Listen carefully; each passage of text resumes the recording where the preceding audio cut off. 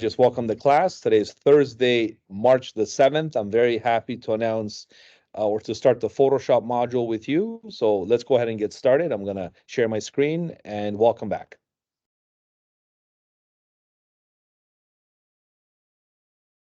That's going to share my screen now. Perfect. I can't verify if you guys can see my screen, so I'm assuming it's recording fine. We're going to just a quick recap on what I was discussing with the class. I did upload a video. I know I was in Chicago for the business thing. It was a great seminar and an event. Having said that, I mean, it wasn't really a class, it was like a work period, but I did upload a video for you to watch and review some of these techniques we covered already in class number 6. It's just a different approach and a different fruit. We did the banana instead of the mango. So please watch that if you haven't. That just wraps up the whole Illustrator segments and the module for this class. All right, so I'm going to keep these videos up to date. And going forward, it's going to be the Photoshop segment. So just simply click on the YouTube channel lectures video, and you can access all the ones that we covered so far, and then some. So this was class 7. We're going to start with class 8 today.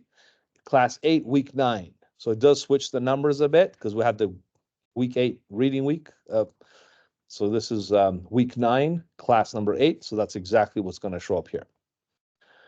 Okay, so let's go ahead and look at the module now. This is the Photoshop module. As I mentioned earlier, you have 2 main assignments. The first one is going to be a Facebook ad. So you're going to create a Facebook ad all in Photoshop. Now that Facebook ad could be used for other social media platforms as well. I just titled it Facebook because Facebook is still the most popular platform for businesses to advertise. There's like 2 billion people using Facebook on a monthly basis. It's a lot of visitors. So you can convert that ad into an Instagram ad. You can make into a LinkedIn ad. Okay, so it's a simple advertisement.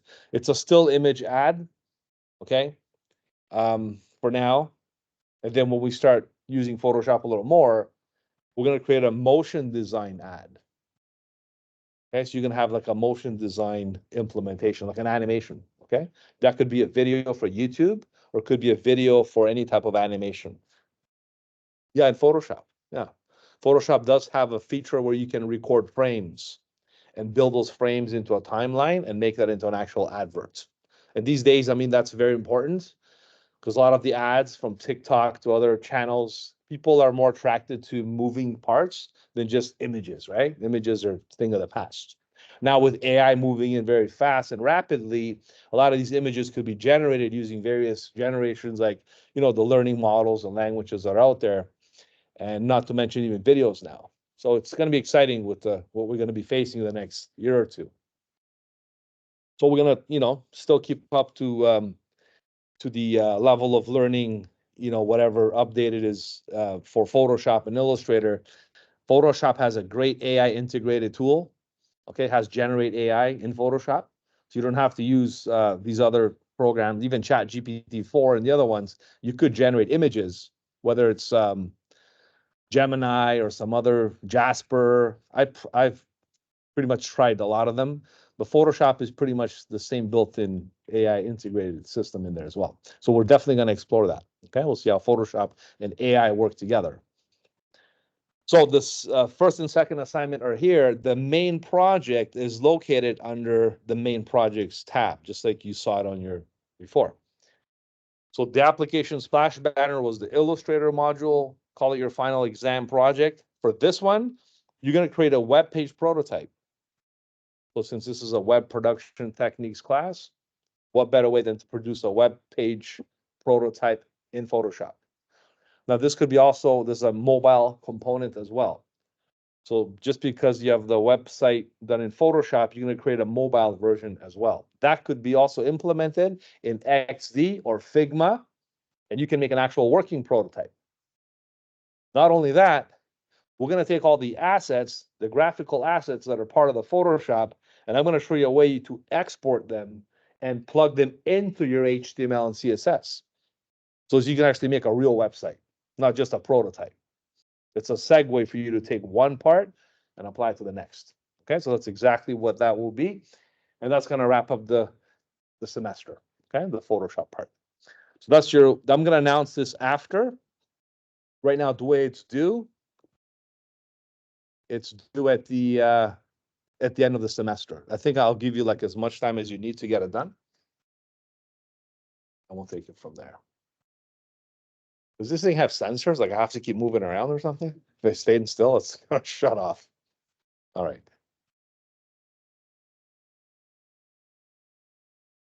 Let me see if you can see most of the items I just listed, because I'll just click on student preview and make sure it's visible. Sometimes we do have to enable the visibility of some of these things to show up. So as I can see here, it is pretty much all there. Photoshop module.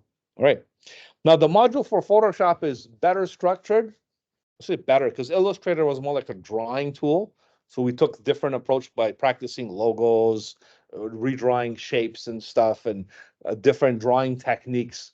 Photoshop is a little more methodical. So we're going to break it up into like weeks and folders. So I did organize it a little easier for you. So today, for example, class 8 has its own folder, class 9, class 10. Okay, so it's easier for you to track what's been done.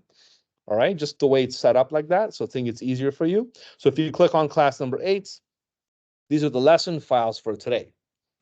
Honestly, it's going to be an introduction class. I don't even think this is really necessary. It's just like a reference. So let's go ahead and download it to start. Download original file. I'm going to go to the desktop and save.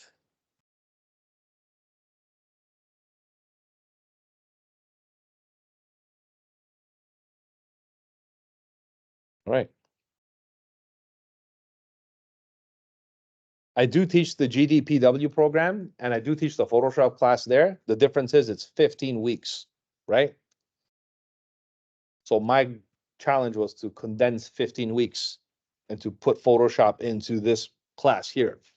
But because it's web production techniques, I took the web segments and I brought them here. I kept the print segments out. So for example, my graphic design students did things like posters, book covers, things for printing. For us, it'll be web. So I was able to do that. So some of the lessons, if you've seen them before, might be a little redundant and repetitive if you did take my graphic design course before. If you haven't, you'll be in for a treat because a lot of the stuff is fairly new and very up to date with what's happening in the Photoshop application. Yeah,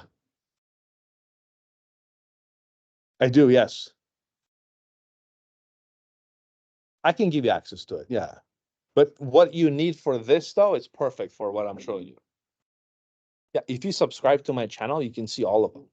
Did you guys subscribe to my YouTube channel? I'm like a YouTube star. Yay. Subscribe, hit the like button, because, if you do, and I do updates, you'll get the notifications. So please do that and I'll send you stuff. Right. Yeah, I didn't think I'd do like, I was planning to do the YouTube thing a long time ago, but with the classes now, it fits hand to hand. It's perfect. Right. Okay. So let's go ahead and,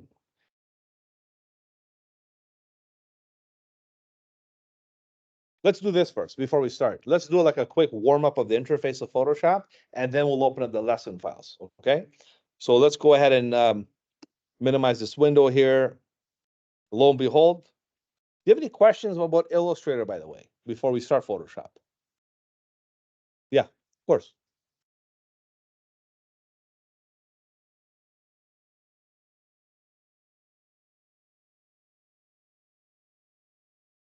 That's a good question. When you say cut an image, you mean like reveal a portion of an image? Right. So it's called a clipping mask. Now, Photoshop is better for editing images, but sometimes if you're using Illustrator for like layouts and prototypes, you want to definitely use this method. You should have asked me, like, did you? Yeah, I mean, that would have been a good question to ask me, but that's okay. I'll show you now. I'm going to open Illustrator and answer that question. Did you guys understand the question? Right? How do you cut an image or cut a part of piece of an image? So let me just go ahead and open.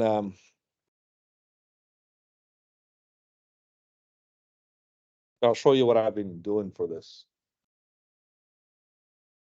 This was what this is for the dental stuff that we do. That show I went to. This is what these guys are doing. This is all images. but we did it in Photoshop because a lot of the clippings were done there. And this is a 3D printer. Right now, you can print an entire denture. You're too young for this, but one day you might need a denture.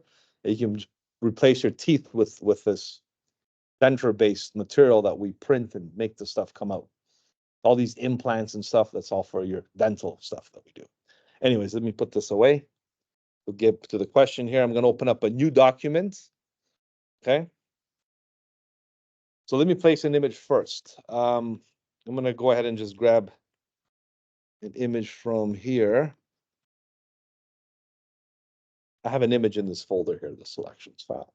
You can also extract this one. That's the one under week 8 I downloaded. So here's an image that we're going to use for, let's see here.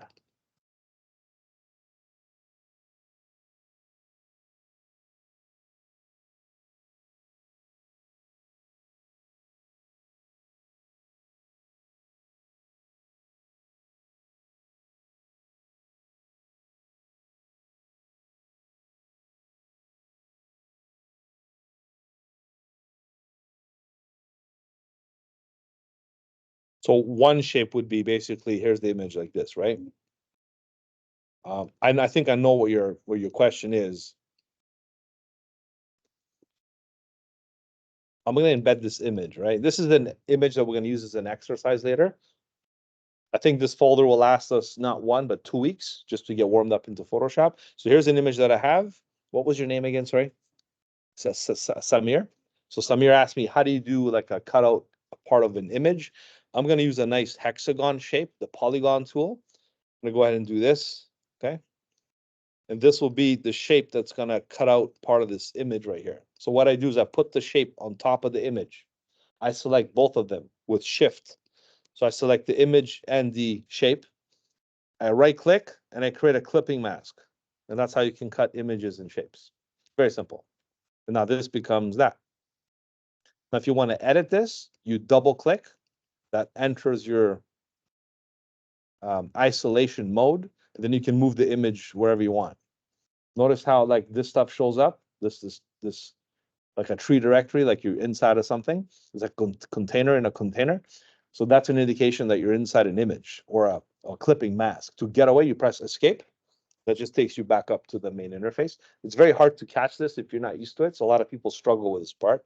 So I have to really emphasize it.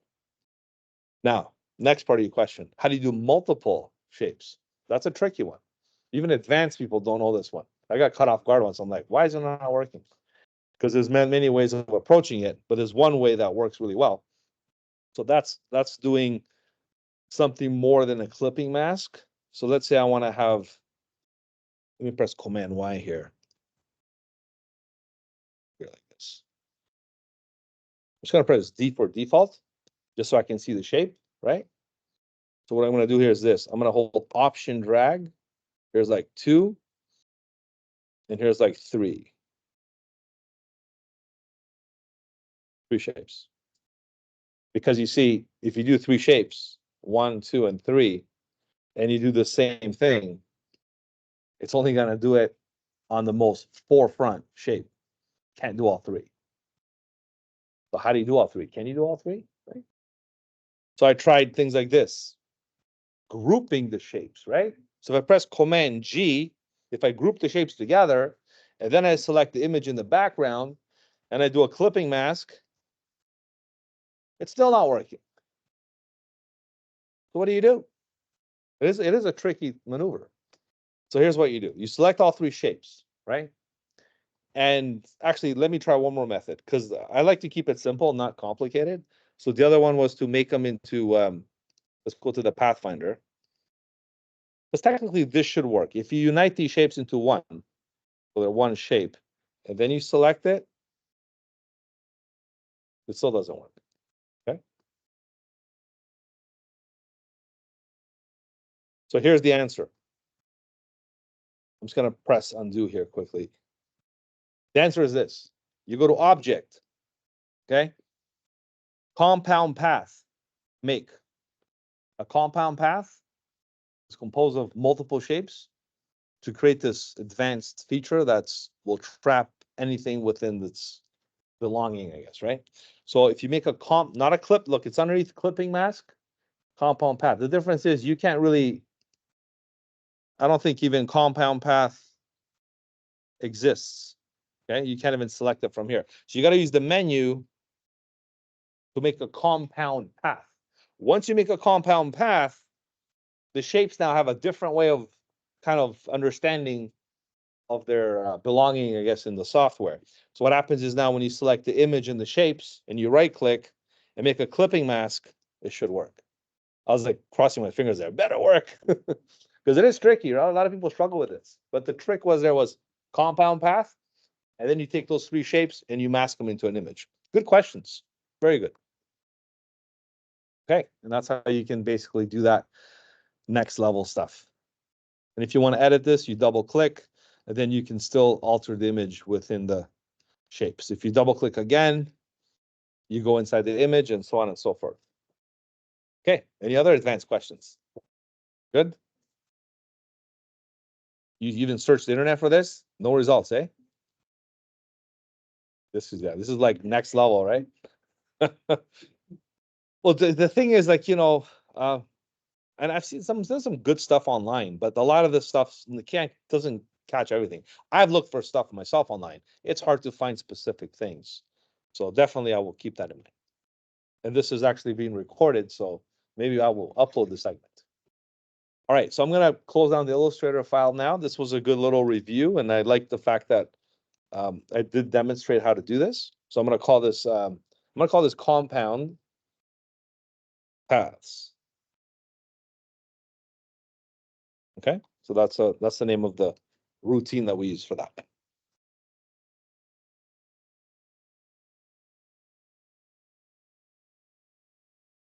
And that's why Illustrator is the best program in the planet for digital drawing. No other program can come close to it. The stuff that you can do here, no program can come match with it. Canva and all these other ones, they're fine, but they're like beginner programs, They're not like advanced like Illustrators. That's why if you go to the industry, it doesn't matter if it's like web production or prints, Illustrator is pretty much hands down all over the world, right? So putting on your resume is a good skill to have. All right, so now the next big program, the big giant in the world, Photoshop. It's even a word in the dictionary. People use like, did you Photoshop that? Right? It's a word. Everyone knows Photoshop now.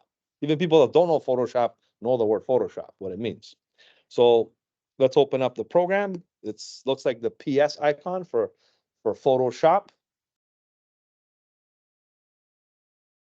I remember when I first started learning Photoshop, I was quite amazed. I was like, wow, this is a pretty cool software. And I was just playing around. We had a teacher, I remember at the time, and she was very like kind of quiet and to herself. She didn't really, wasn't like really, she was a good teacher, but wasn't really teaching us. It was more like play with it and figure it out. Right. So sometimes you pay the money to be in school and you're like, what do you mean? You tell me to play and figure it out. What are you here for then? Right. But that's what we did, right? We like having a group like this with students and friends. We became friends. I learned more from my friends, my peers, than I did from the teacher sometimes. That's how it is with some schools, universities, colleges, right? Different way things are being taught. So I like to obviously change that around. I want to make sure I really show you guys the stuff, not just go ahead and play or figure it out. I'm gonna definitely get in there and help you guys learn as much as I can to help you learn. So here's Photoshop, right?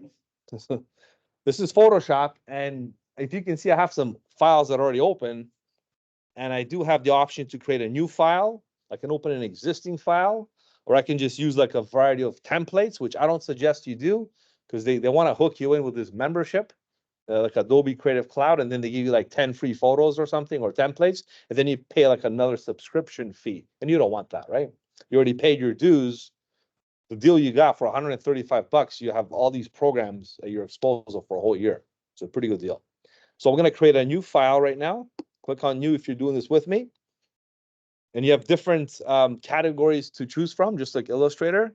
So one is like recent, saved, photo. So if you do any photo manipulation or photography and photo adjustments, then you got prints, if you print like business cards and stationaries and posters and other intents, notice how the resolution for print is 300 dpi. This is something I'm going to have to explain because Photoshop heavily relies on resolution. Resolution is how much dots per inch are inside the image. The more pixels are in the image, the better the quality is. Just like your phone right now, right? How many megapixels do you have? Most phones come with 16, 32, 64 megapixels. That's quite a bit. So megapixels, 1,000 pixels per image, like MBP, like megapixels, right?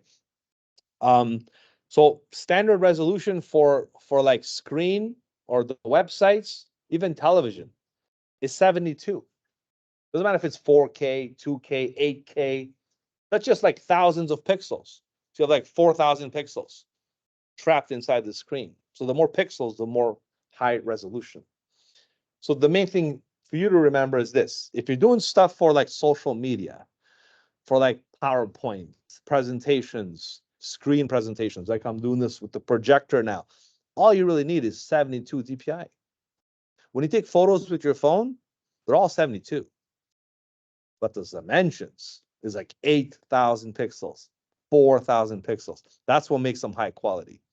It's the depth of the size. So the more like in the thousands of pixels the images are, the better resolution there. But this one stays at 72. But if you're printing, that's when we make this 300 and we work with our numbers like this, 8.5 by 11, which is a standard US letter size, right? To the North America standard. And we do 8.5 by 11, 300 DPI will give you a very nice quality photo. But if you convert that to pixels, it's going to be basically 2550 by 3300 pixels. So when you do websites and social media ads and things like that, you measure things in pixels. If you do like print production work, then we measure things in inches, just like we did with the business card, 3.5 by 2 inches, or you do a postcard or something else like that, right? So art and illustration is another like type of like a sandbox playground setting where you can just design any dimension you want and do your own creative stuff with it. Web is what we're going to be looking at. Web is how you create like web standard templates. So you have like the most web common template is 1366 pixels by 768 at 72 dpi. Web large, this is my favorite. It's 1920 by 1080p. You know why it's my favorite? Because it's an actual screen size. Like most televisions now would love that format. I don't know if I told you, I have one of my other businesses. I have digital screens in some of these Boston pizza restaurants, and these screens I put advertising on them. So the sizes that I make, I'll show you some right now. Actually, here's my screens. So these are vertical screens. I'll put this on the screen that's going to promote Valentine's Day or whatever, right? So this is like, I took it as 1920 1080, but it's a vertical flip. The horizontal ones look like this, right? The horizontal, and here's the vertical. And that's how I line it up with the same size, 1920 1080p, right? These are business cards, right? Here's other vertical stuff. This is for St. Patrick's Day now coming up. So these are all the stuff I put on the screen.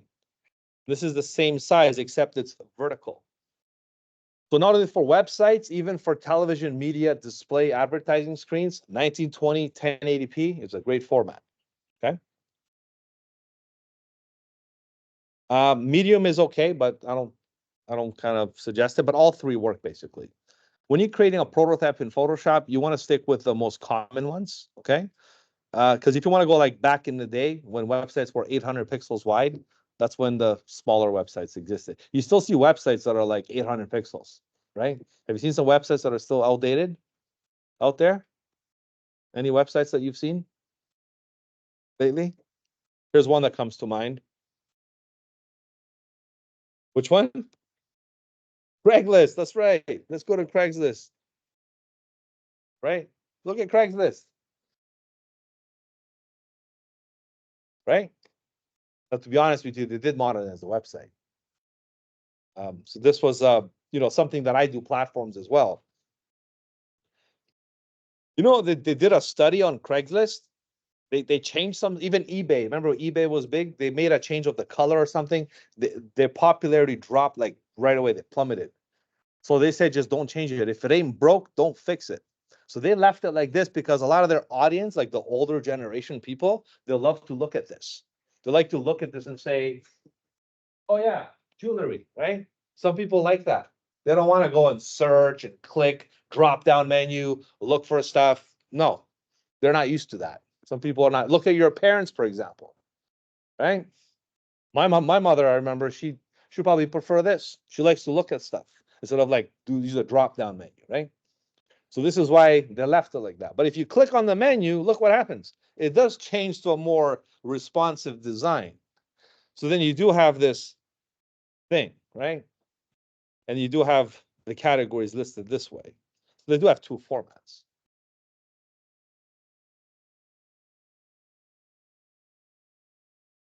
Okay, anyways, so that's basically how we do these sizes for web. There's also mobile, okay? If we're gonna do a mobile prototype, you can definitely include like the latest models like iPhone X. I think it stops there. I don't know what else they can do with this. The numbers keep going up and up and up. There's iPhone 876 Plus, and there's the Androids as well. There's the iPads and iPhones and Androids, okay? And there's film and video. So yes, they do like video production. You could do a 15 or 20-second commercial in Photoshop. But see, when you take it to the next level, you're prepared for what's called After Effects or Adobe Premiere. And you do have these programs included in your plan. So if you want to get into video and motion design, this is how you can kind of take one element or one design from Photoshop and bring it to the video editing software and edit your videos. So it's a good combination of software that work together. That's why Creative Cloud used to be called Creative Suites. It used to be called Adobe CS, Adobe Creative Suites. And then it changed to Adobe Creative Cloud because it's a monthly cloud subscription. Okay, so enough about this, formats and stuff. This is just how we set up documents. But let's if you guys want to join me, click on maybe we'll go to like art and illustration. We're going to do 1,000 pixel grid just to start with. So we'll do like 1,000 pixels by 1,000 pixels.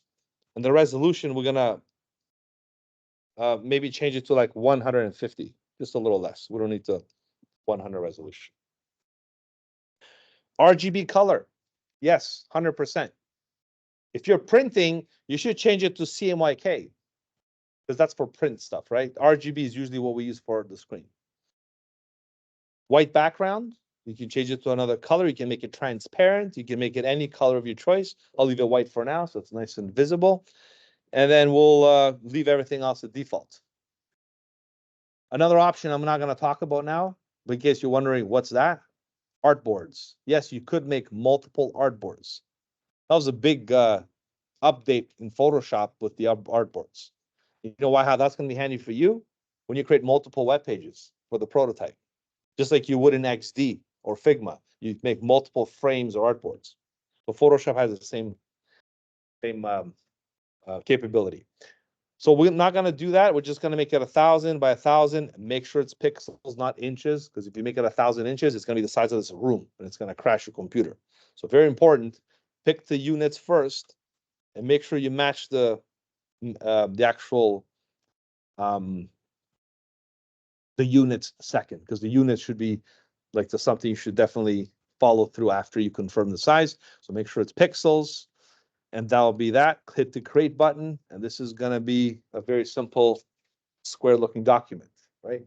We used to have fun with this and call it the NFTs. When NFTs were big. I don't know if you look in the crypto market, it's going quite a bit right now. It's doing really well, right? I'm not retiring just yet, but it's looking good. But the NFTs, though, they sunk, right?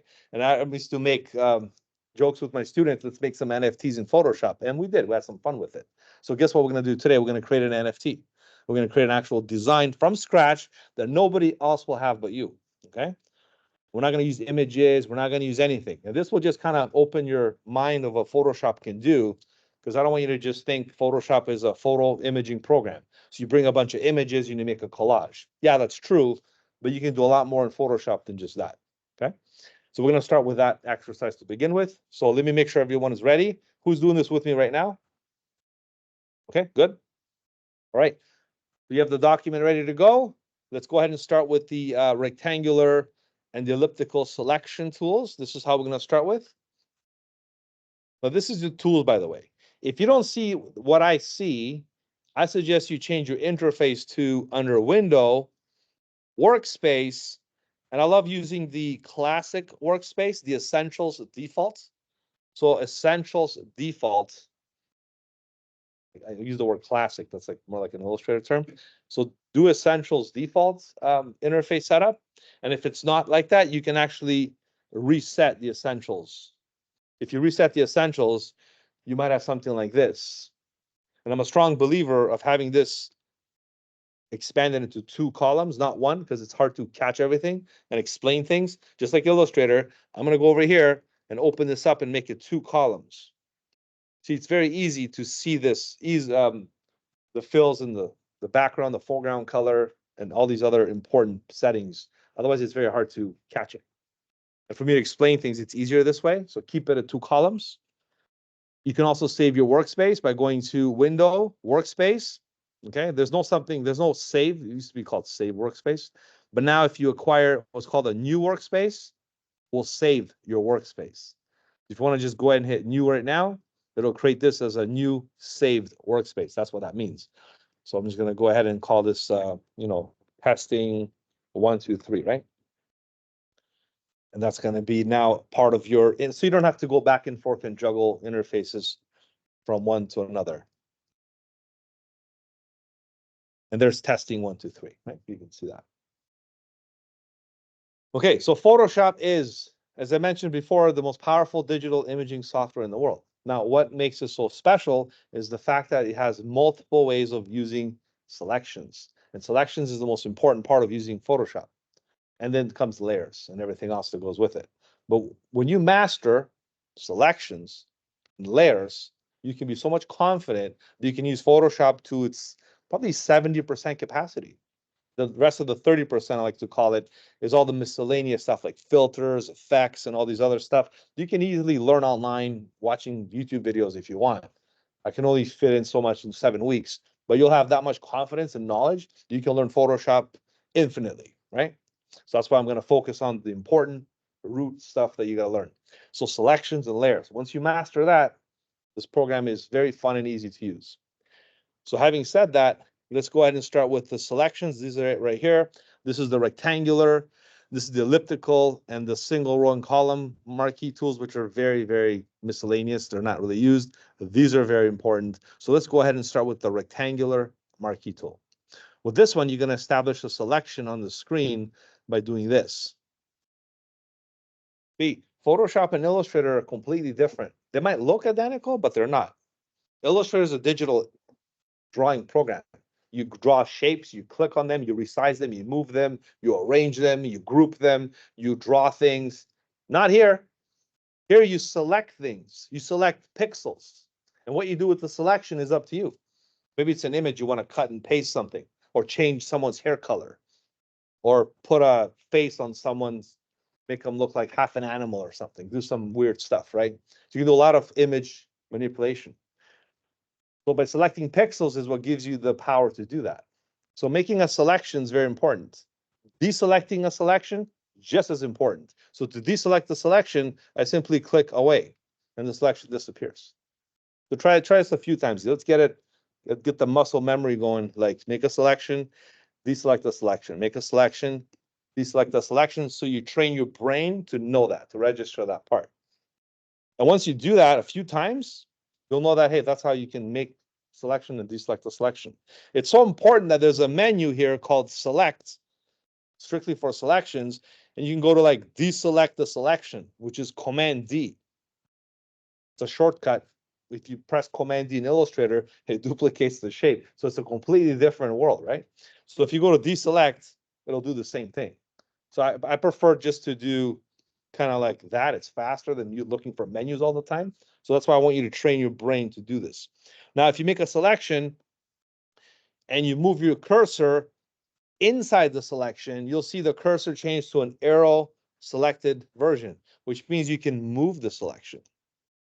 moving the selection is important because you can target a certain area that you can either, extract or do something with. So moving selections is when you move the cursor inside and you can move the selection. And deselect is when you click away. So just get that really in your head so you understand that like breathing air. It should become like second nature. Shouldn't even think about it. And that's why I want you to practice first. Second, let's expand the selection. So we're going to make a selection like this.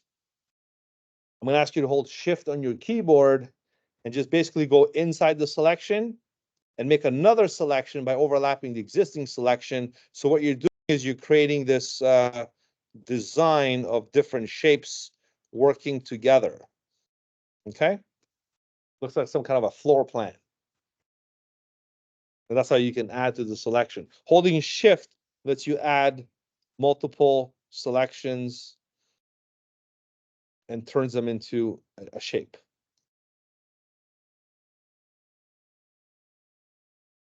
So shift adds to the selection. Clicking away to the selection deselects the selection. Clicking inside the selection lets you move the selection. These are like fundamental, important things. If they're not that important, I wouldn't mention it and talk about it so much. So that's how important this is, okay? Now watch this. If you hold Alt or Option, it switches this tool. So if Shift and Option are two different things. If you hold Option or Alt on your Mac, PC, whatever you have, look what happens. It subtracts the selection. So you can basically take away selections. Very important because you're going to want to take away or add to existing selections, like an image on a website or something. You want to take that away or you want to add that to it. Very important to understand how to subtract, like math, adding and subtracting, very important. Okay, so adding and subtracting to selections is how we do it. Now, if you amalgamate the elliptical marquee tool, just keep the selection active here. The elliptical marquee tool, this one creates elliptical selections. So if you hold shift with this one, you get to like maybe around the edges a little bit. So it'll be like a nice decorative design like this one. Just holding shift and I'm just rounding some of these edges like that. Shift. Now if I hold option, it does subtract. So if you hold option, it'll take away the selection. See?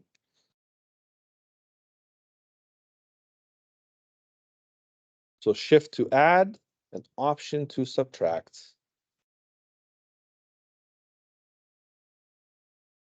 Okay.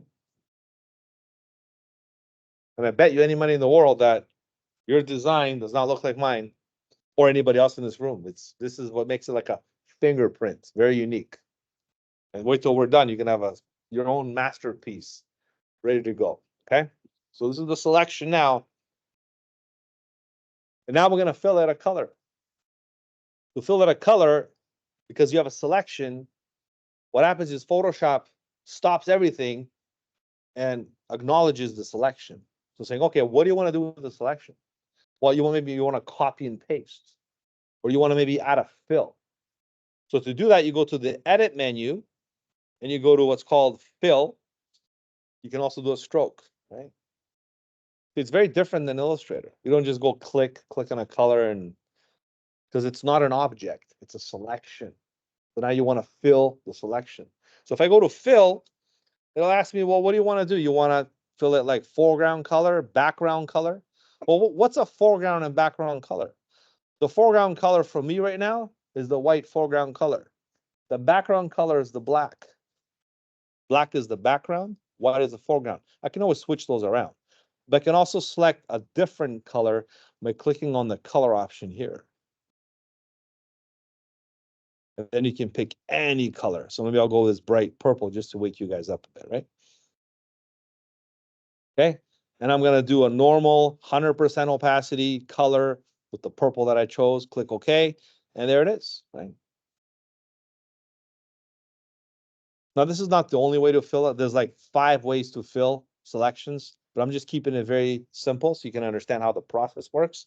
Later on, I'm going to do shortcuts and stuff. So it'll be like Option delete or Alt delete. It'll be a lot faster, or using a paint bucket, right? Because look, if you select the paint bucket, by the way, the paint bucket is located here. You know, remember the gradient tool? It looks like just like an Illustrator. Well, the paint bucket's buried underneath it. Used to be like on the forefront. Now it's like behind. So you got to look for it.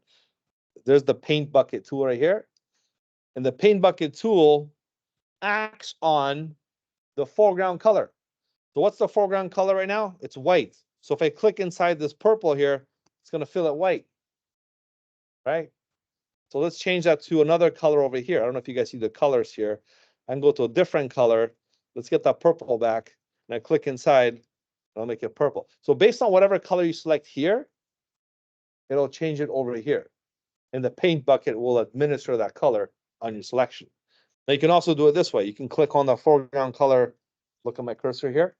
Directly here, if you click once, you can change this color as well.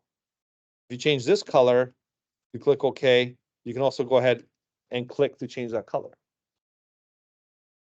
Only because the selection is active. If the selection wasn't active, it'll still work because right now it's recognized as some kind of a fill. But if you click here, nothing's going to happen. You know why? Why is the white not changing to the color? The selection's preventing it to do so. If the selection wasn't there and I did that, it'll fill that the same color and everything will be purple basically. So the selection acts like a constraint, right? So let's go ahead and go to select, deselect the selection. Let's do it that way. Or another way to deselect, if you go to the any selection tool and just simply click away to deselect. So now if I go to the paint bucket, I'm going to be very careful not to click here, because if you do, that's what's going to happen. I'm going to press Command Z, like undo, because I didn't want to do that. I want that to be black, not purple. So what do I do? How do I make this by that color? So this is a shortcut you want to remember, because in Illustrator with the same thing. X switches the foreground and the background color. So X just switches them like that. X, right? So I'll press X to bring the black on the top, purple in the back. And now that I have the black foreground color, I simply click on the background here with the white, and that is going to be black while this is purple. You can control your colors that way by pressing X. You can also do this. Look, you can also pick a color here, pick like red if you want, and just make this like a different color that way. Kind of like the black better, so I'm going to press Command Z.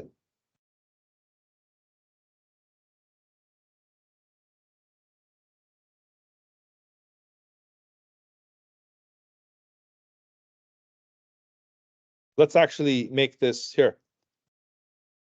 Because here's the thing. Black and white are absolute colors. You can't really change the shade. You got grayscale, but you can't change the color. But if you have like red, blue, purple, green, yellow, orange, you can then change the variation using a method.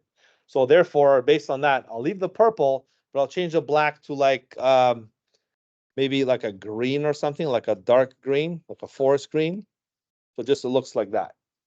So I got two different colors besides black or white. Just keep them different colors, just so we can see what we can do next. Are we okay so far? Yeah.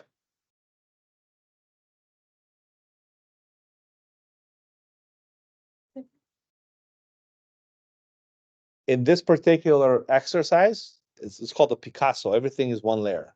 In the future, yeah, in the future, we could make layers and treat those circles differently. They'll become objects.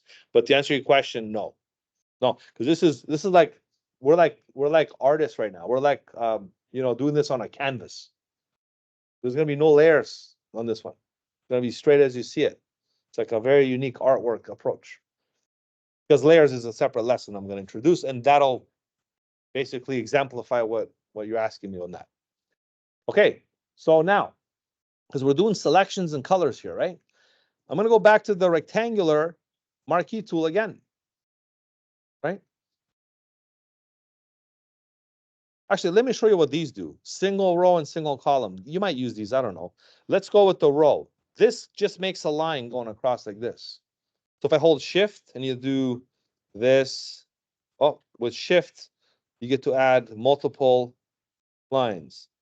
Now you won't see them because of my resolution, but if I zoom in, it should be there, okay?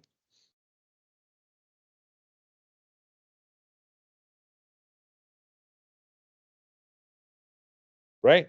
Now I'm gonna use the vertical single row, sorry, the column one, which is the vertical one, and I'm gonna also add a few of these.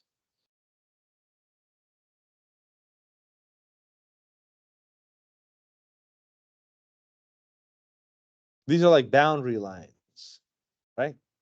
Do you know what we can do with these? We're just being creative right now. Honestly, professionally, I never ever use these. Maybe like once to make like some kind of a grid or something, but not really that much practical for use. Just to learn what it does, it's a good approach to add it with the selections. That's why I figured I'd introduce it now, because I don't think I'll ever show you this later again. This column selection. Let's maybe doing a website. You want to make like a stripe or something design, you could. Because then what you can do is this. Go to edit, and you can go to stroke. Because fill only works with selections that are filled. These are like lines. So you can only apply like a stroke or a border or an outline. So if you go to stroke, I'm gonna change this to a nice bright yellow, right? Now I'm gonna make it 5 pixels. Maybe I'll go with like 3 pixels. Center, inside or outside, we'll leave it center. It's gonna be from the center of the selection out like that.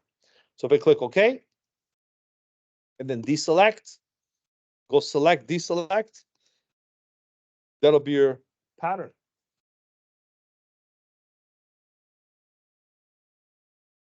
It's interesting now because you know what? You can have a field there right now. Right now, you can go with the paint bucket. I want you to do that actually. And go over here where it's swatches. This you can pick any colors that are already preset for you. You can pick like random colors and start filling random areas. And that'll be like very unique because nobody will have that design but you. So I'm going to go ahead and click on maybe this red here. And I'm going to go ahead and click on this little shape. Maybe catch this one and do this one here. Maybe do like this one. Maybe do like that one. This one over here. Right? You can do like other parts of your design as well. I'll do the same thing with the light blue, for example.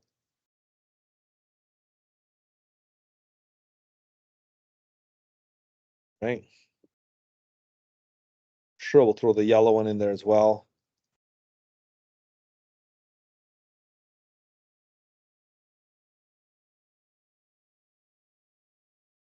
Later, I'm going to take you guys on an excursion. We're going to go to the art gallery of Ontario. We're going to sell this for $1 million. How does that sound, right? The trick is to sell it high. When you put a ridiculous amount of price, people will buy it. Don't sell it for $5, $5 million. Then someone's going to buy it.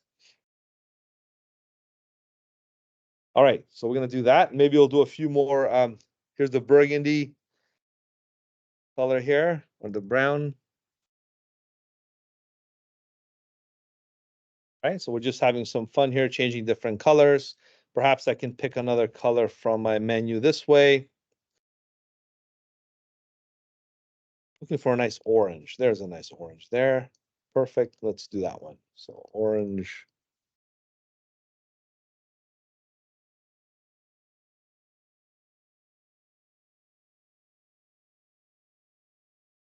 Right. I think we did enough. You think anybody in the world has this design? Right? You're the only one. Then I want to see what you have.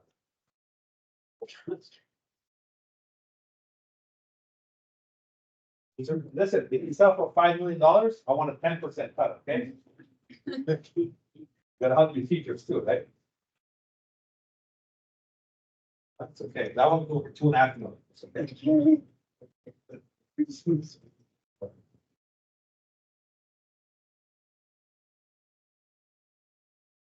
And don't worry if you have this, even close to what I have. Just have some fun, learn the methods I'm showing you. The whole point for you to do right now is get acquainted with the software and have some fun at the same time, because that's how you learn better.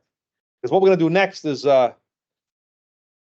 pretty interesting. How we're gonna amalgamate all this into one design. So what I'm gonna ask you to do now is use the go back to the rectangular marquee tool. Remember the first one we used? right? And you're gonna go from the out, like watch. So here's the shortcuts here. Command minus, zoom out. Command plus is zoom in, right? If you zoom in like very, very close, you can see how the pixels work. When you zoom in that close and you hold the space bar always gives you the hand. That's how you pan the image. So learn this technique because it's really helpful, especially when you're dealing with details and you want to zoom in and get certain parts and segments. So spacebar always gives you the hand and you can pan around. Command minus zooms out. And that's how you can get in there and fix little details. Maybe you're like cutting out a selection or fixing something. So now that we know how to zoom in and zoom out, I want you to zoom out so you can see the outside of your square. Because some of you like are zoomed in like this, and I can't really do the next part. So I want you to like zoom out. I want you to see the whole thing as a square. Because you're gonna go ahead and select the top portion of this design. So we're gonna go from here, go all the way to about this way, halfway. So if you notice, I'm selecting the top half of this section being selected, right? The reason why I selected it is because I want to invert the colors. And the very cool little trick is, let me see if it works. Command I, or just go to select, image. So image is a very popular command in Photoshop. It lets you do adjustments. In this case, I'm going to do adjustments, and I'm going to do what's called inverts. You guys ever did photography before? The 35 mil cameras, the dark room. Look, I didn't do that either, but I have friends that did it. They develop film. When you look at film, it's always a negative of a film. That's what it looks like. It's the effect. So that's what invert does. It creates a negative. So all the opposite colors, contrasting colors become. So if you go invert, it's going to invert that to the opposite color spectrum, right?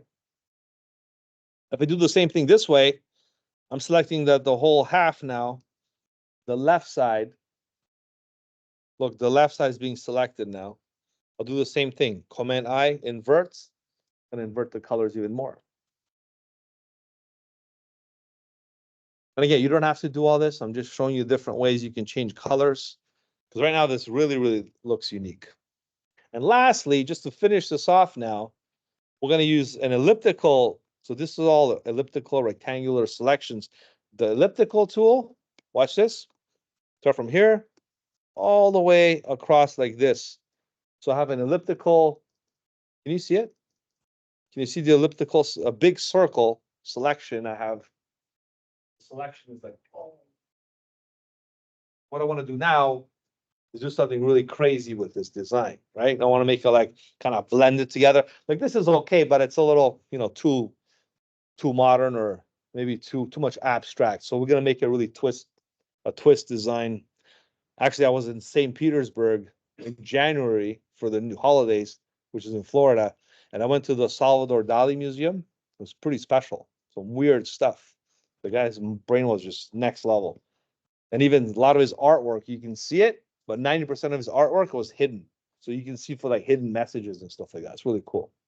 Salvador Dali, right? So anyways, this just reminds me of the stuff that he did. But we're going to make an elliptical selection. We're going to apply a filter. And a filter will kind of encapsulate this effect. If you go to filter, we're going to go to distort. Okay, distort is your main distort filters. These have been there for the past 35 years. Okay, like that's how, like, since the Photoshop started, there's always been distort filters. The other ones change. They come and go and they make new ones. But these ones are the original filters Photoshop had. If you go ahead and use what's called twirl, because spherize does like spherical effect, shear, ripple, they all do certain things. But this one's going to be the most impactive for this example here. So we're going to go to do what's called twirl. Okay. We're going to get like a little preview thumbnail. We're going to make it a little bigger. Actually, you can't resize the window. You just have to go just clockwise or counterclockwise. It's your call. I'm going to go counterclockwise. And you can go maybe all the way. I'm going to do 704. I don't want to go. You can go all the way if you want. I'll go 700 minus. So I'm going like the angle for my twist is minus 704. So basically that circle selection that I did, it's going to twist all these colors that we made into like one weird looking, nice abstract twist. So it's going to look like that. But that, my friends, is now original art. You see? Now it's worth $100 million. There we go. Right? Sell it for a high price. I tell you, like, I wish I had more time to invest those NFTs. Would have made all kinds of stuff like this and made it your own artwork, right? But I don't know. Maybe it's not too late to do that. Who knows? They might come back one day. So what's special about this is the fact that we did it with no help from outside. We didn't use images. We didn't use that. We just used the program's basic features: colors, fills, filters, selections. Okay, different ways of manipulating, changing colors. And even better, we did it all on one background layer. We didn't use layers and stuff. We haven't gone there yet, right? Nice and simple. So now we're going to save this. We're going to save this as, we'll call it abstract selections. Abstract selections and fills. Abstract selections and fills. And we're going to save it onto the computer. I'm going to save it onto my desktop. And I'll save it as a Photoshop format. Look at all the other formats you can save it as. How about if you want to share this on Instagram or another social media platform? Photoshop will not be allowed. Then you have to convert it to a JPEG, a PNG. Those two formats should work. I would do a PNG out of this because the way it's crisp and the colors, even a JPEG would work. So to do that, you can just simply go here, PNG, and here's a JPEG, right? So let's go ahead and do, I don't know, let's do a PNG. Okay, so PNG, we're going to save this on the desktop, hit save. Large file size, that's okay. And this now is shareable with everyone in the world because everyone can open a PNG on their mobile device, on their desktop, computer, whatever. I'm going to put this, notice how I just closed the little X on the tab and that put this one away. If you go and look at this file right now, this is what it looks like.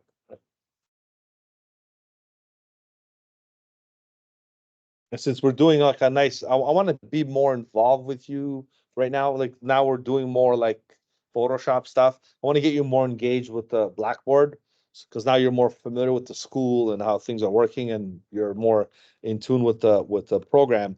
So maybe perhaps we can do what's called a digital NFT abstract design. This is a discussion for us. I want you to upload what you did right now, maybe later tonight or tomorrow, just to show everyone or your peers what you did. Right? So if I click on this right now, you'll see, I don't know if I have previous designs. No, I just have one. I did this in a previous class. This was another example I did with another class. So I just posted that. And you can post the same thing.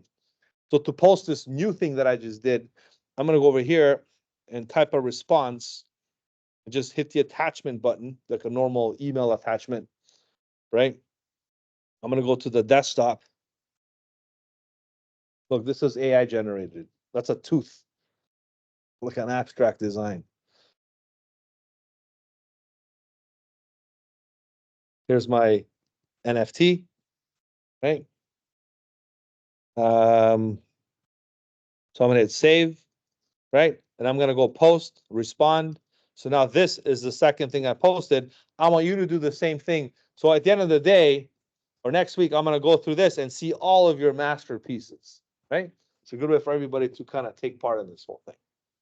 So when you can do that, please, you don't have to do it now if you're not done. This is a good way for us to share our, well, look at the evolution, eh? See how my classes get more advanced? Like this was okay, but I think this is a lot better. Got a lot more stuff going on, a lot more colors. We'll get the strokes and stuff in there. Okay, so that's in a nutshell how Photoshop can produce something from nothing, basically, yeah, from scratch. And you learn basic things like selections, colors, and how to save a Photoshop or JPEG file in this case PNG, I think we used, and those other methods. But now to really understand how Photoshop works on a more practical level, that's why I have these exercises that you're gonna partake in to do this. So any questions so far? Did you think Photoshop was easy, what we did so far? See, that's why I did it the way I did it. I do Illustrator first, Photoshop second. Because people are more in tune with object selecting things and moving things. Now you're understanding, wait, this is different. We're selecting pixels now. We're not selecting objects anymore. It's a transition. But once you understand it, you can respect both programs for what they can do, right? All right, so let's go ahead and open up this folder here. This is the selections folder I asked you to download. And this is how we're going to start our lessons going forward. I have a whole bunch of exercises to give you. I have even tutorials and other things. And even better, I'm recording my lectures with you every week. So you have all kinds of resources, right? Now, if you go down to, so go to the Photoshop module if you haven't already, okay? Go to class 8, Introduction to Photoshop, okay? And if you haven't already, download the lesson files for today and for next week. Because next week we're going to do the Facebook ad. And you're going to have to start the next assignment already. I'm not going to give you any homework today. Maybe I'll introduce it. I'll talk about it. But next week you'll actually start doing it, okay? Because I want you to just kind of not get stressed out about assignments and stuff and have more understanding of the software. So download this file here. This file, if you extract it, will give you this folder called selections. This selections is the folder that I'm going to be using right now. And next week if we're not finished this today. So what does this folder entail? Has 4 other folders. Has a start folder. Has another one called cutouts. Has a third folder called selections. And the other one is called ripped, right? Let me just show you the last one. This is a ripped photo. Once you learn the skills required, your job, you ever watch the show CSI? I don't have time to watch TV, but when I see it on thing, sometimes I watch it, right? They reinvestigate a crime scene. They put the photo back together. So guess what? You're going to reconstruct this photo back together in Photoshop. You're going to do a little bit of CSI, right? And realistically speaking, there's a lot of stuff they do that. Destroy documents, destroy evidence. You reconstruct it. You get whatever you can. You put it back together. Just like Batman, right? Do your own little reconstructing here. So we'll do that like later, okay? But to start with now, to learn how to do this, we have to start with this one. I like these particular lessons because not only I'm recording them, I also have a handout for you. The only thing is I can't print. I don't see a printer here. Plus, I don't want to waste paper. But you can read this step by step and see how to do this thing thoroughly. So this will start. Open the file. It tells you make the head, make the mouth, make the eyes, make the nose, make the both eyes. So it tells you step by step what to do. But you don't have to read it. You can just do it with me right now. Right? Or you can, some people like to read. Some people like to read and follow steps. I mean, when I first started learning graphic design, we didn't have YouTube. YouTube came out in 2006, 6 or 8 or something like that. We had books. We had to get books and CDs, and we had to put a CD in and watch the tutorials and learn that way, right? The books were still the way to learn, and the books weren't cheap. Like $85 for one book.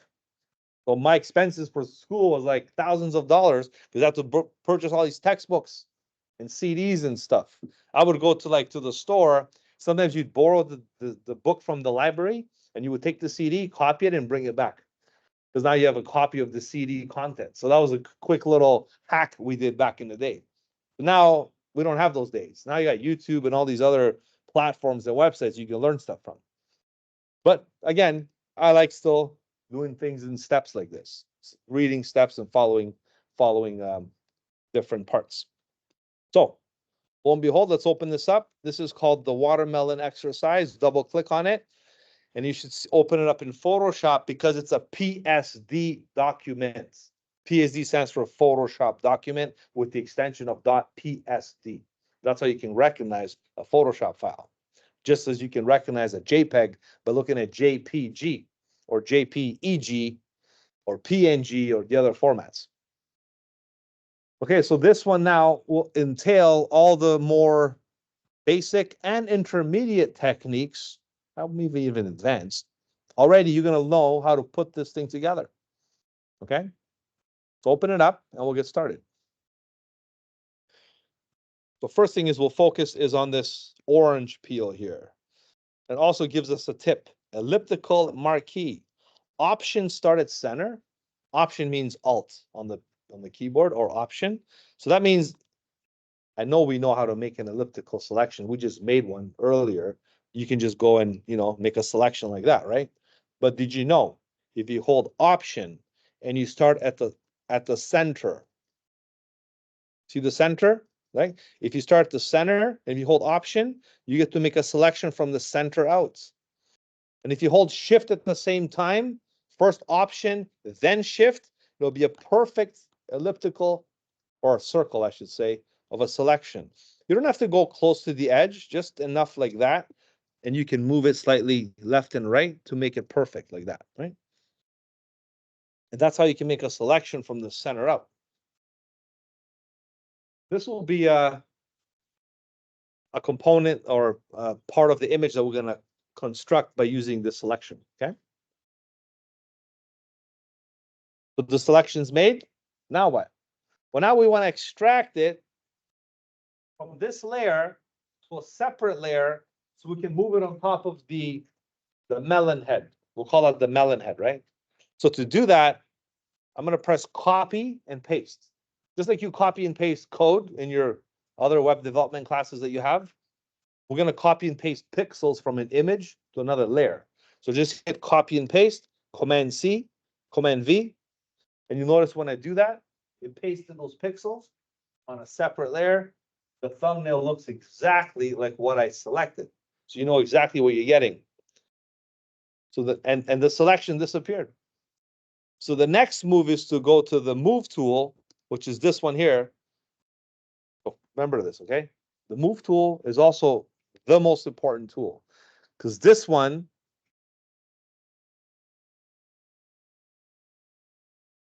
copy and paste. Control C, Control V. You have a PC, right? Yeah. Did you do it? So you made a selection, right? And you do a copy and paste.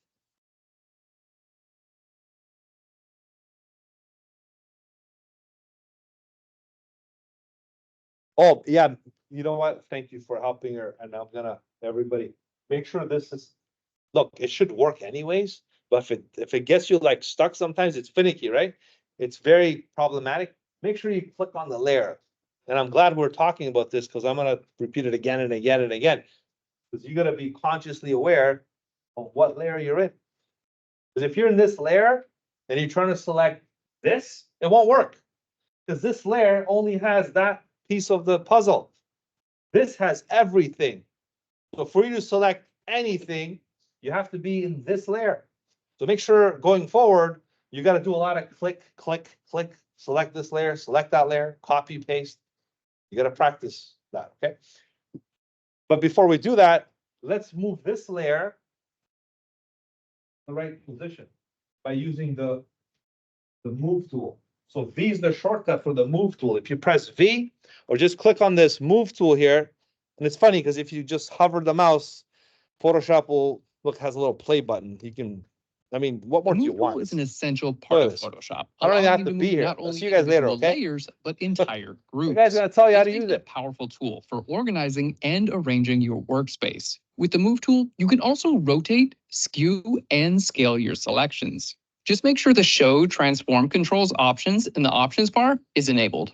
Once enabled, you'll see transform handles around the corners of your selection. Click and drag these handles to modify your selection. And don't forget, you can quickly access the Move tool at any time by pressing V on your keyboard. The Move tool also has an auto select feature, which allows you to easily switch between selecting layers and groups. To use this feature, simply enable the auto select checkbox in the options bar and choose either layer or group in the drop-down menu. For more precise adjustments, you can use the arrow keys on your keyboard to nudge elements in small increments. And here's an advanced tip. hold down the Shift key while dragging an element with the Move tool to constrain its movement to a straight line, either horizontally, vertically, or diagonally.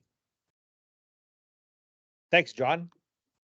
His name's not John. I'm just making it. Okay, so that was good. You see, he explained the move tool to like not just a simple way, a more advanced way. So that means you can do auto select, layer, or group. I'll get into the stuff later when I show you more examples. But in a nutshell, the move tool does more than just move things. So aside you moving this with the move tool, right?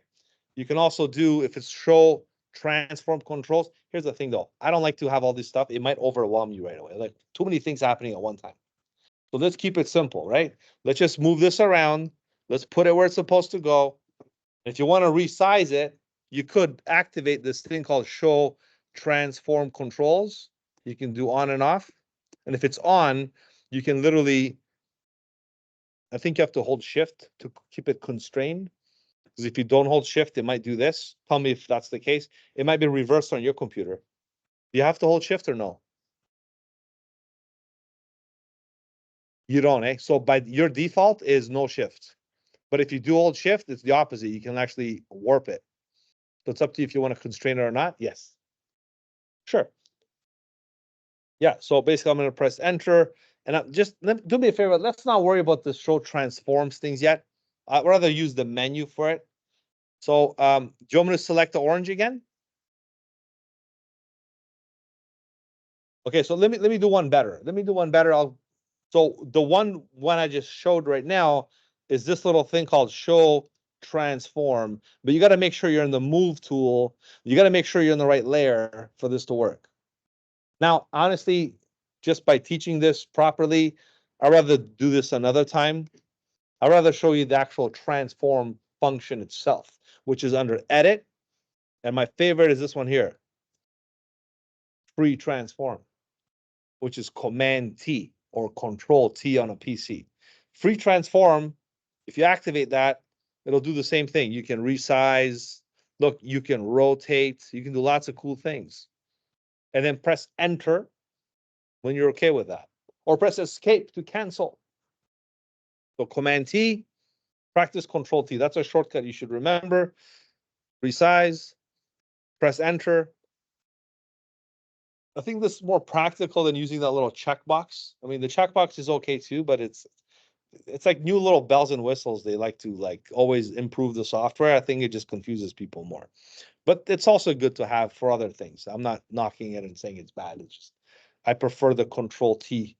It's embedded more in the software and it's widely more popular with use. Okay. All right. So we're good with this. All right. One eye. This is the eye for the melon head. Now look at this. Just like you copy and pasted that, and you're in the move tool, if you hold Option or Alt and you move this orange to the next area, it'll duplicate the layer.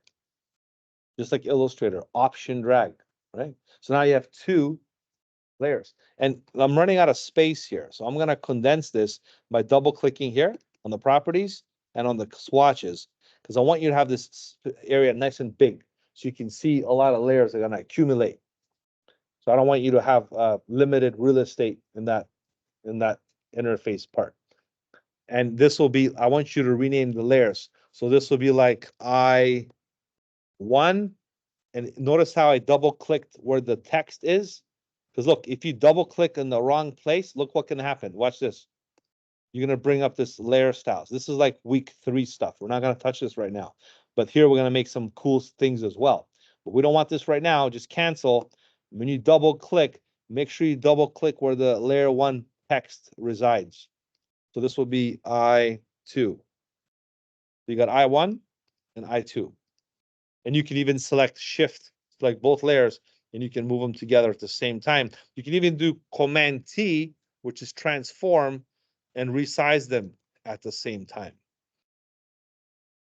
And then you can just deselect and reselect. Another important thing that that gentleman mentioned earlier with that little tutorial is this thing here, auto select.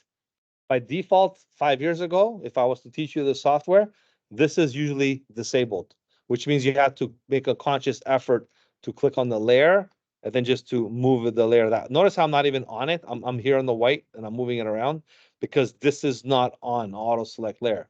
Auto select layer enables Photoshop to work like Illustrator because it's more like object oriented. You can click on this, it'll move this. Click on that, it'll move that. It auto selects the layer directly by you clicking on it, which is a cool feature, I think. So by default, it should be on right now. If it's not, you can activate it by simply clicking here. Okay, so this is how we do it. And now we utilize the elliptical marquee again to make a selection. Okay, now let's go more this way here. Let's go over to the top right corner. This is now elliptical marquee. Again, this time shift perfect circle, which means you can see how the pixel this is. What's the first thing I should do now that I zoomed in? What's the first thing that I should do? So it says elliptical marquee, right? So if I go to the elliptical marquee and I hold shift, I do this, right? Am I okay? What's the problem here right now? Big like red alert here. What layer should I be in? I should be in the back because everything, this is in the background layer, right? So if I'm in the wrong layer and I do copy, it'll say, hey, what are you doing? Like, there's nothing there. It's empty. What are you trying to copy? Empty pixels? Like, oh, okay, sorry. You know, sometimes it happens. You got to be in this background. That's your base, the background layer. When you have a selection made, then you do copy and paste. Now you have this layer 1 here. We'll call this pupil.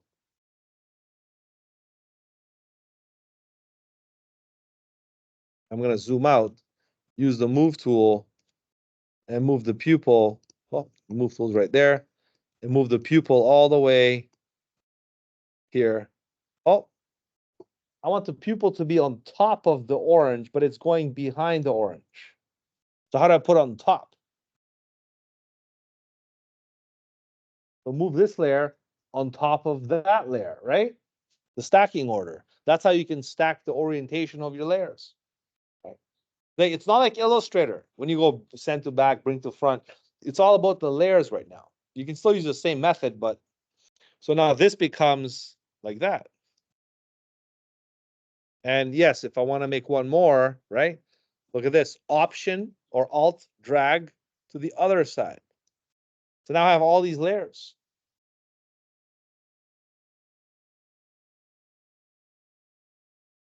And honestly, I don't want to end up with like too many layers. It's going to be hard to control when you're more like concrete with your finished results. Okay. I'm going to select all these 4 layers and I'm going to like merge them together. Yes, sorry. Right. So this is what I did. I dragged this from here. You see how it's back? I dragged this to the very top. See, if both of these layers were down here, underneath the orange, you won't see it. But if I put them on the top, you're going to see them show up.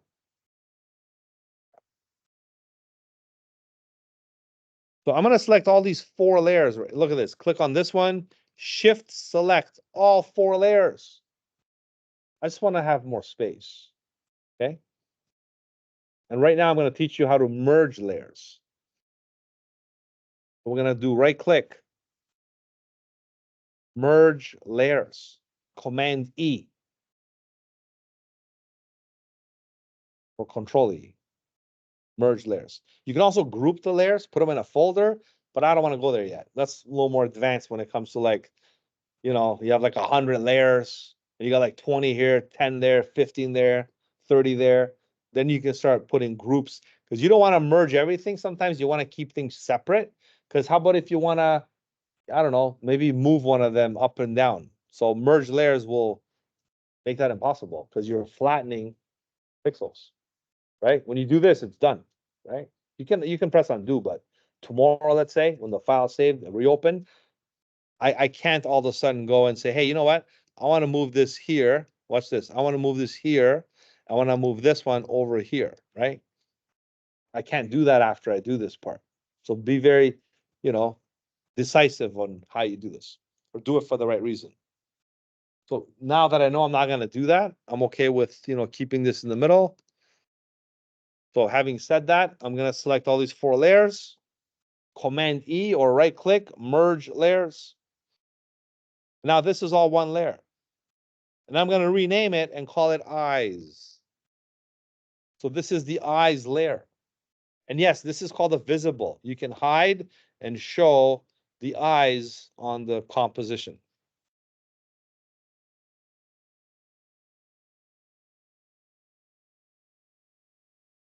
Again, if I'm following my script here, there's like a handout, right? If you look, it says this select the, well, I skipped this part. It just crops the watermelon out. I'd rather just don't worry about that yet. I went right here, zoom into the, where is it here?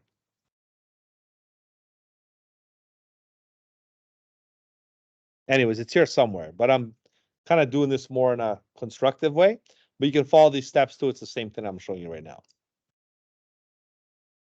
Okay, another elliptical tool. This is the tomato.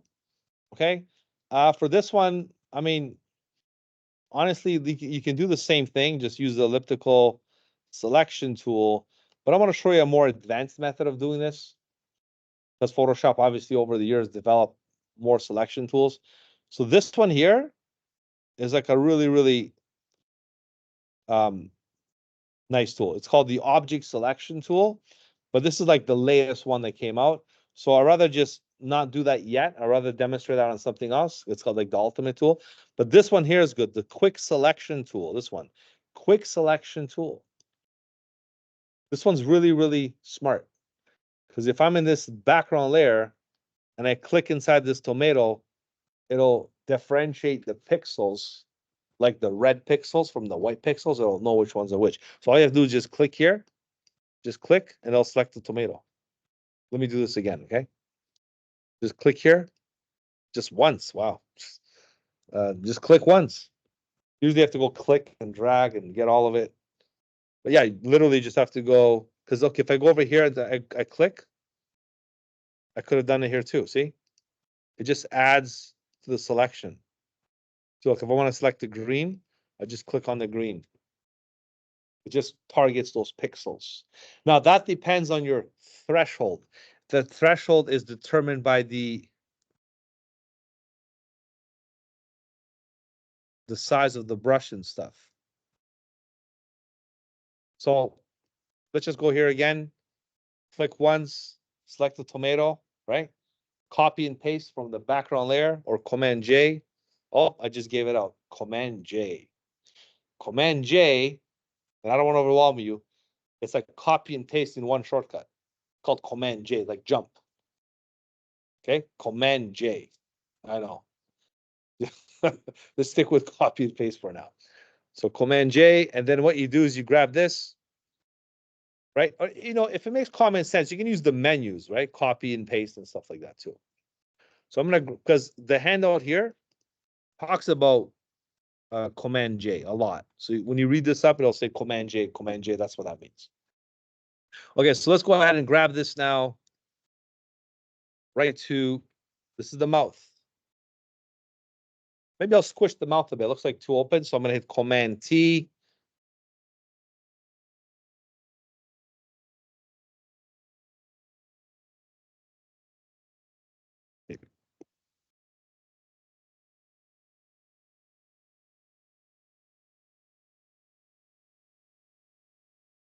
I think my computer is acting up a bit, so I'm just gonna close it.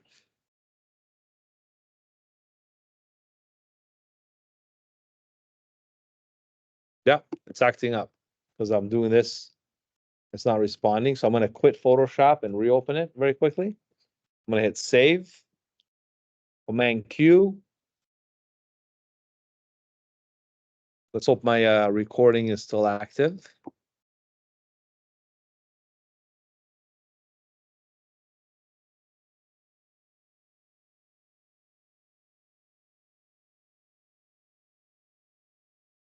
Yeah, it's still recording. Okay, good. All right, so let's reopen Photoshop again. Everyone's okay so far? Look, that's the Photoshop splash banner. Did you catch that? See how it's more like image based and stuff? It's a lot of montaging involved. So all these applications have a splash banner. Okay, let's reopen this again. And there it is. So this is the mouth. I'm going to press Command T or Control T. I'm just going to squish it. If you can't do this, try holding Shift perhaps. You should be able to squish your, layers. This will be the mouth. And I'm going to call it mouth. Okay, so mouth. And I have the eyes. And I'm ready now to go to the next segment by going to the background layer. The background layer will let me now pick more fruits and vegetables and dress up my character. So see, it's a process. You go back and forth, right? So this was like nothing new. We just used the elliptical selection tool, grabbing selections, pasting them, and utilizing Photoshop as a constructive tool to build things from image-based graphics and stuff. All right, so now we're going to, expand it more by using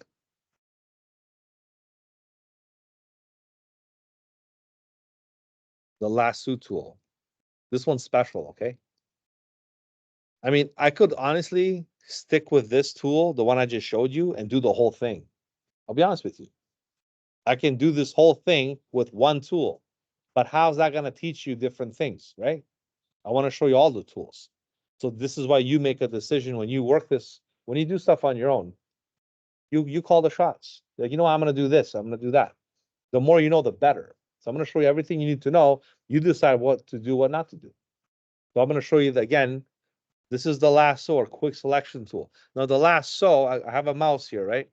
This is the lasso tool. Lasso tool is another original favorite in Photoshop. Now this one, I had 1 cup of coffee today, so my hands are steady.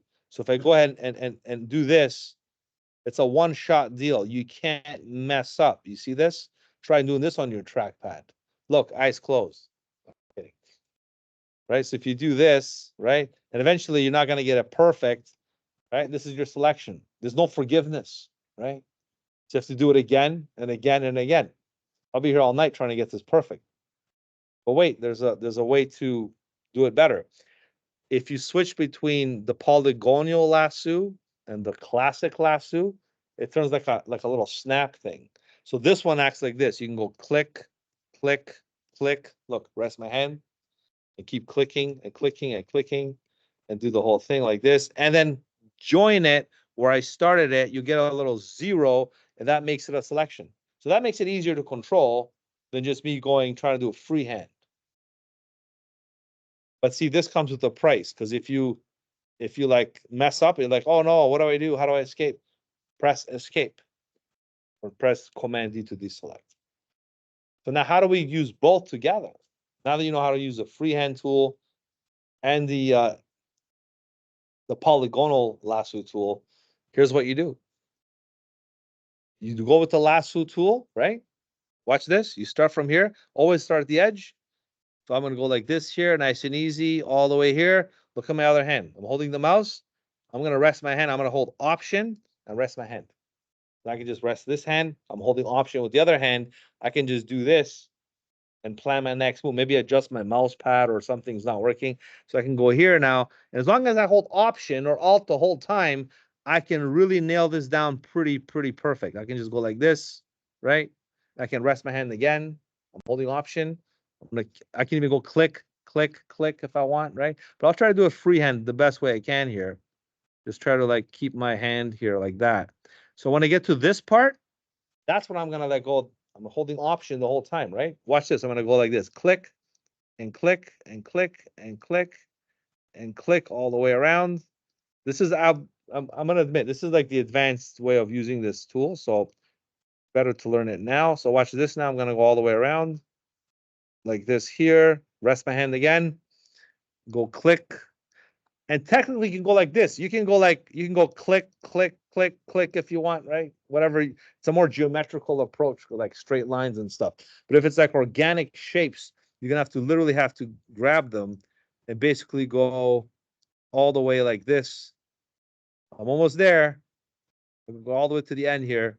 Click, right?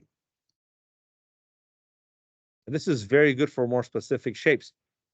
I'm gonna let go now of the Option key. The other hand, there's my selection.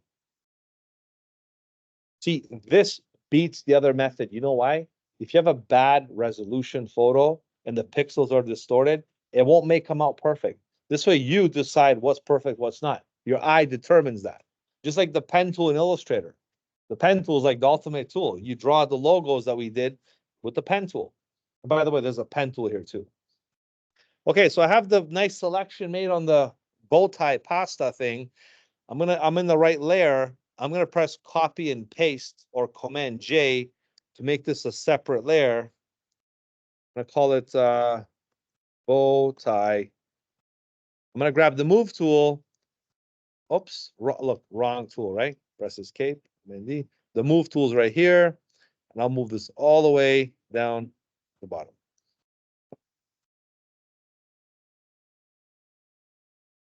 Don't worry if you didn't get this yet.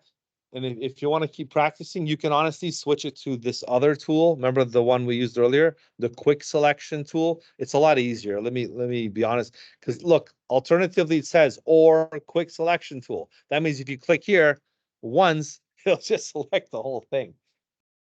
Isn't that easier? You just click once inside, it selects it. But you won't challenge your skills on this other tool. If I just wanted to challenge you because there's ways that tool is more advantageous in situations where this tool won't pick out those colors and you have to manually, it's called the manual method, right? This is called the automatic method. So whatever works. But this works too. Copy and paste, Command J, grab this, move it along. I just wanted to show you both because they both says lasso or quick selection tool. Now this one here is called magnetic. This is very powerful magnet. You got to take all your loose change and keys out of your pockets for this one, right? Because this one works like this. It's down here. It's called magnetic lasso tool. It sticks to the edges of the differentiation of the pixels. So it knows that's white or that's yellow or that's red or burgundy. So if I click here on the edge, watch this. I always start at the corner, click, and just follow the mouse. Look, this is very easy. Just move the mouse. Just move the mouse and click periodically from time to time. Like click here, for example, click over here, but follow this all the way. Click over here. I'll just do a nice job following the edges because sometimes you got to get more precise than just selecting it with the other methods. But these are the more methodical ways of making selections. And I'm going to go all the way here and there's a selection that way. That's how the magnetic tool works. Okay. And again, copy and paste. Command J. We'll call this the ear. Ear. I'll go to the move tool, and I'm going to move the ear all the way to the other side. I'm going to have to like rotate and transform this. So what's the shortcut to transform again? Command T. So Command T, right? And I'm going to go ahead and go to the outside corner and just basically rotate this and also scale like that and move it all the way here. Now, when you move it, do me a favor, don't grab this middle part. This is called the registration mark. Don't move this because this just does nothing. It'll just move that thing. You want to grab it anywhere else but there. You want to grab it here, here, here, right? So just do that, please. And move it to the right spot. Press enter. And that's the ear on that side. Now watch this. Option drag, shift to the other side. And I can just flip it now. I can press Command T again, go to the corner and just flip it the other way. Press enter and move it to the other side. Maybe move it a bit this way, rotate it.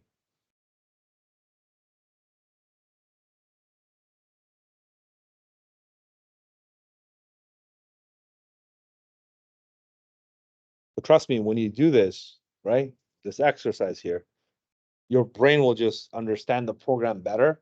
I tell students to do this twice, just to kind of program your way of thinking with the software. Like This packs, that's why I love this exercise to teach it on the first day with you guys, because it teaches you all the fundamentals, selections, layers, copy, paste, transform, scale, rotates, duplicates, option drag, all the selection tools. Because once you master this, Photoshop is pretty fun program after a while. It's not as overwhelming as it looks when you first see it. You're like, oh my God, where do I start? What do I do? You do this kind of stuff, you have a different understanding of the software. That's why I like to give you, I hand pick these exercise lessons because they're proven to work. I know from my past experience, students appreciate it and they learn a lot with me learning these things, okay? All right, so let me just quickly do a round to see how everyone's doing, and then I'll.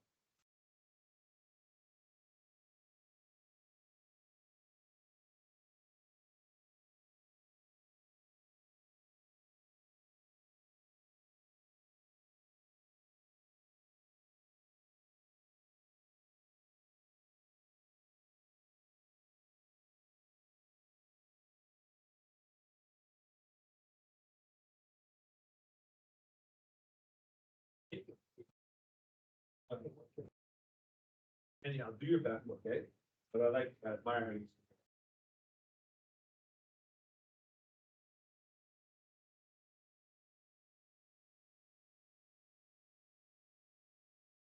You can't send it back because we didn't cut out the watermelon. We can't send it back.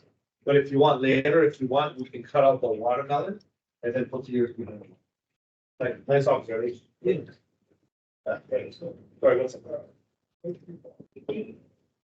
Because the first person control, because you're still in transform mode. That's not good. Oh, yeah. Now, hold on. Here we go. What layer are you getting?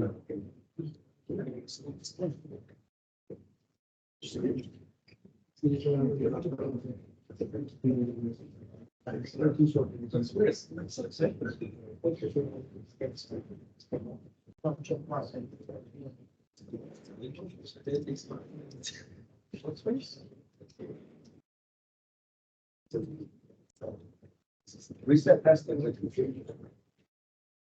You go to essentials. Reset essentials.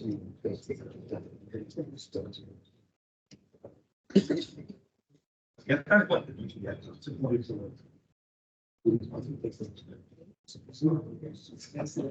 it's later nights. It's the wife, friend, calls you, right? Was living close. How long have we covered? Didn't.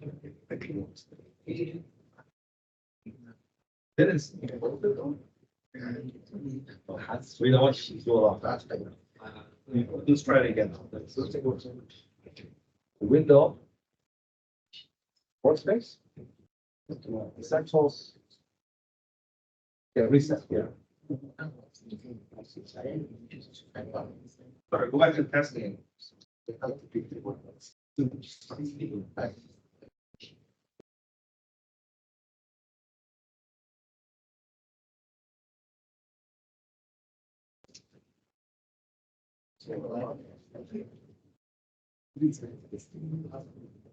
What version?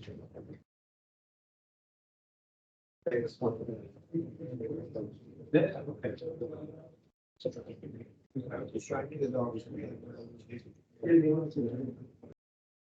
Let's make it a selection.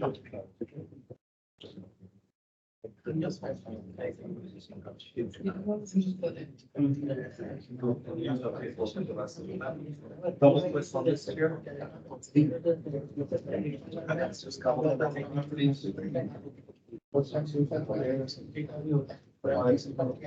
And J.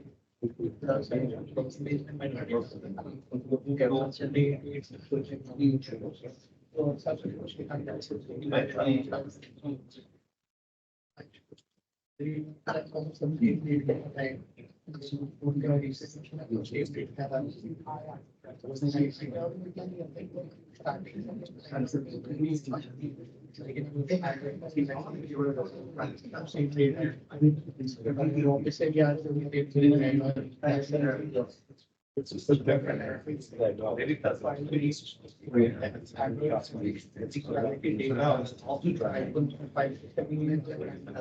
So it was this little thing. Turn it off, fix it. Now we know. It was great. That's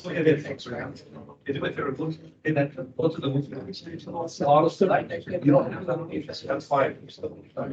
But if you expand your window, it might show. But now we know how to pull it. Good. Okay. The other there. Good.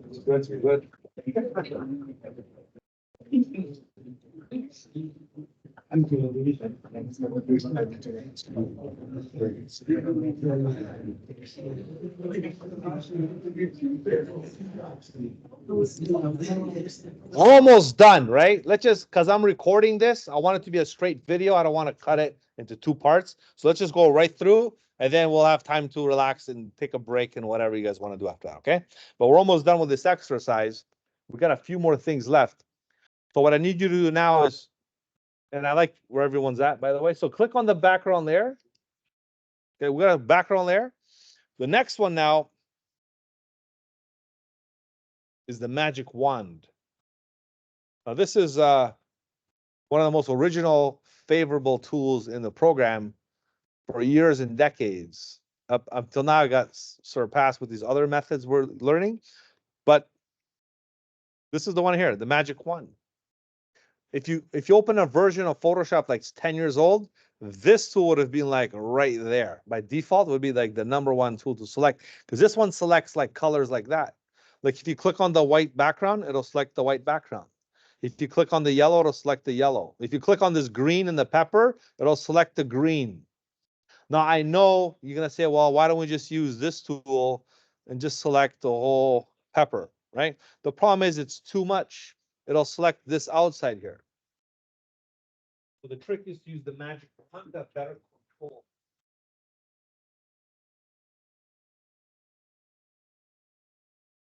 Because this tool doesn't always do everything. Having said that, let's use the magic wand. So if you have a selection, deselect the selection first. Like go to select, deselect, right? We're going to use the magic wand. The magic wand has a tolerance. The tolerance default is set to 32. 32 bits or whatever it means, 32. Okay, this is on, all these defaults are on, that's fine. So if you click inside the pepper, like make sure the background layer is selected. See these pixels here? So if I click inside this green color, look what happens. It selects this pieces of green or this green or that green. So pick the largest portion of the pixels. And then if you hold shift, it'll add more of those pixels. If you click strategically, this is a little bit of strategy. Just catch the little pixels that you missed. Eventually, it'll pick up all the pixels that you want. I know it's tedious, but it's part of the learning curve, so just do it. Here we go. Honestly, like maybe 20 clicks should do it. All right, so we go again. And there's more advanced methods I'll teach you of selecting. This is just using the tools. Wait till I show you quick masking and selection masks and stuff. It's a lot more, I guess, elaborate and stuff. So I think this is okay. I'm gonna just shift click this part as well. Oh, I didn't want this part, so I'm gonna go look, option click. Remember, option is subtract, shift is add. So now I have the entire green pepper selected. Doesn't have to be perfect, okay? As long as it's good enough. But the pepper selected. So now we learned that the magic wand selects a tolerance of colors. So whatever green, light green, 32 selects 32 shades of green, right? So I'll select like the light green, dark green. It won't select blue because it's targeting green because we started with green, right? So now that we have the green selected, right? We can then do copy paste or Command J. We'll call this the nose.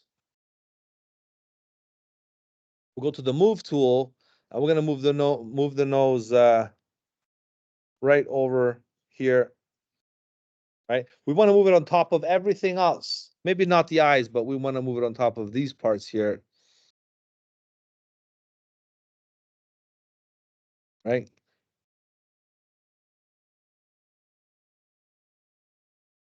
Right? The nose. Maybe I'll move it on top of the eyes too. There we go. Right? Here, you wanna make it look more like a nose, okay? I was gonna say that's not a nose, but yeah, let's make it look like a real nose. So the Photoshop has more liquid pixel capabilities. You can go to edit. This is a special one, okay? It's under transform, but it's called warp. Warp lets you warp the pixels. So if you do warp, you can literally do things like this. You see, you can really edit stuff. You're gonna have a field day with this now.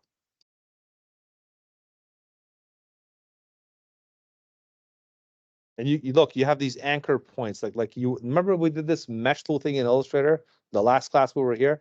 It's similar, but it's concentrated on editing pixels as opposed to picking colors and stuff. So I'm gonna go ahead and do this, right? And press enter. Right? So there's like the nose now. It looks worse now. but that's okay. We'll go with it for now, right? All right. And then we have this mushroom. That's going to be the chef's hat.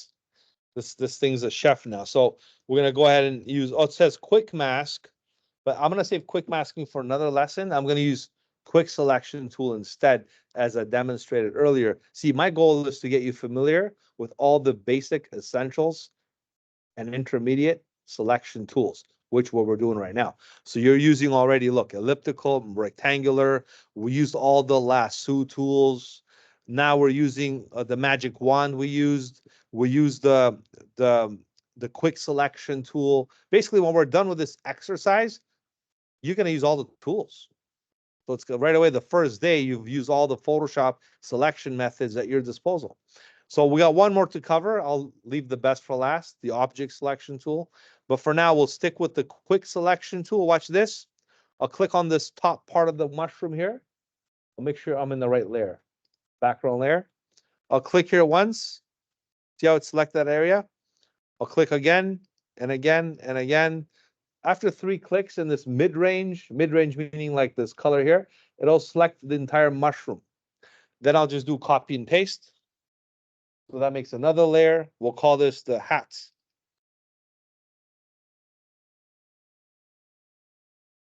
And we'll go to the move tool. You see I'm switching tools?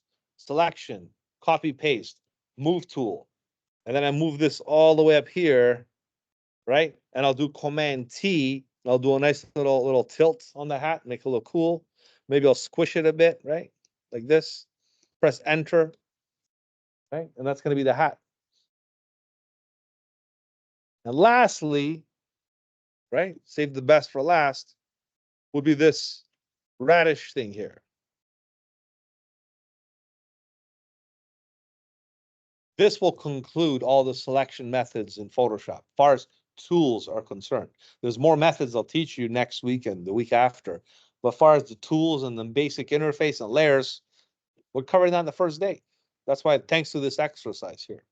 So to do that, let's go to the background layer here. We're going to use this other tool called this is the new one, okay? This one, like, when I saw this, I was like, wow, really? Like, how easier can this get now? This surpasses all the other tools. It's called the object selection tool. Now, again, the other tools are still important. Look at the pepper. We still have to use the green selections and stuff. But this one can cover a lot of ground by itself. That's why I saved the best for last. This one, so before this tool existed, the best way to select this was this way. Just watch carefully, because it says rectangular marquee and magic wand, right? Here's the thing. I'll be honest with you. This tutorial is a couple of years old, maybe a few more than a couple of years, but it's still good because it covers all the important stuff. At that time, this tool wasn't around. So it said use this method. So use a rectangular selection and then use the magic wand, hold Alt and click on the white space, which traps the selection to the thing. Clever, right? But now with this new tool, I just want you to go ahead and use that one, the object selection tool. What you do is you hover the mouse on top of the target, wait 2 seconds, depends on your processor and your computer. It'll pick up the pixels. It'll say, hey, is that what you want? You say, yes, exactly. That's what I want. You can also just go and do this. You can click on the outside and just do like a surround area thing. As soon as you let go, it'll look, AI. AI will capture the pixels. This is AI integrated before ChatGPT came out, right? So now it's selecting that area, right? And now you just do copy and paste. Command J, zoom out, go to the move tool, and move this all the way here like that. This is like the eyebrow. And maybe I'll do Command T. I'm going to rotate it, press Enter, and Option drag, right? Now, let me show you another thing I haven't taught you yet. To flip it, how do you flip something? I don't want to always rotate, right? So watch this one. Edit, transform, flip vertical or horizontal. So I'm going to flip this horizontal. So when I flip it horizontal, it's going to flip like that. And then I can move it back in position.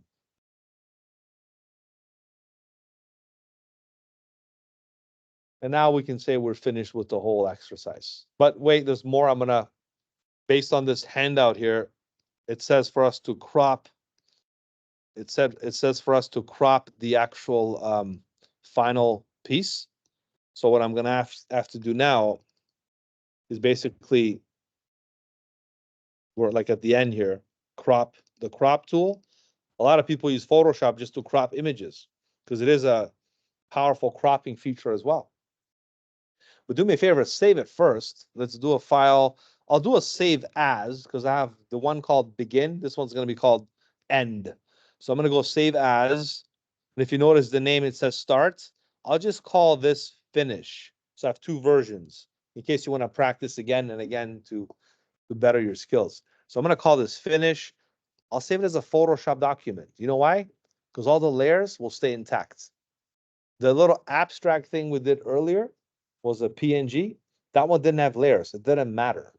But if you have layers and you want to maintain the layers, because later you might want to move the hats, change the eyes, do some editing, you should save the native Photoshop file. So always, always, always save Photoshop file first. And then save a JPEG, PNG, share on social media, do whatever you have to do.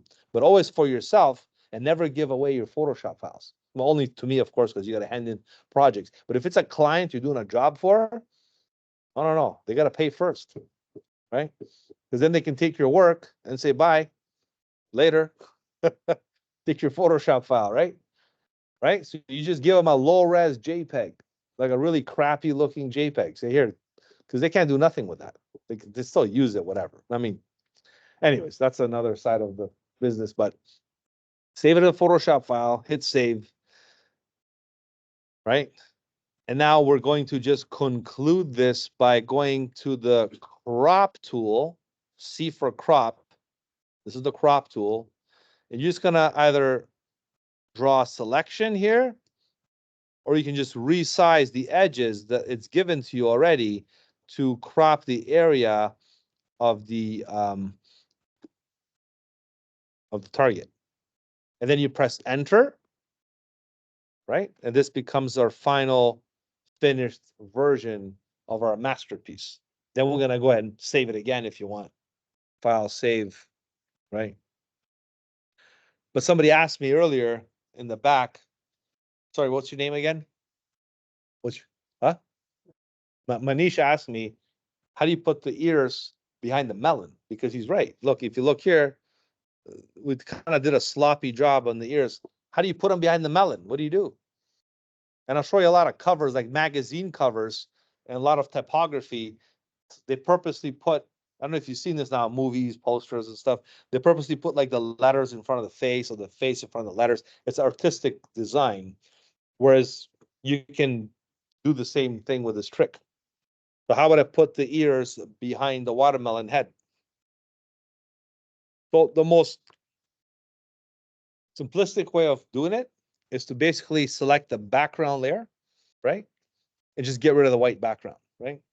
And how do you get rid of the white background? Because it's a background flattened image. Like this is, if this is at the very top, look what can happen. First, I got to unlock it. If I unlock this layer, look, it just covers everything. Because this covers all the other parts that we put together. This melon was the base. So basically, we want to strip the white background away from it, right? And to do that, we can use the magic wand. Just use the magic wand, or you can even use the background eraser tool, whatever works. Here's another one here. It's called the background eraser tool. Magic eraser tool. And just click on the white to get rid of it. So let me repeat this one more time. Two ways. You can use the I was going to go to the magic wand, click on the white background, press delete, right? Or we'll look for the eraser. I'm just going to press undo, and when the screen comes back up, I'll show you.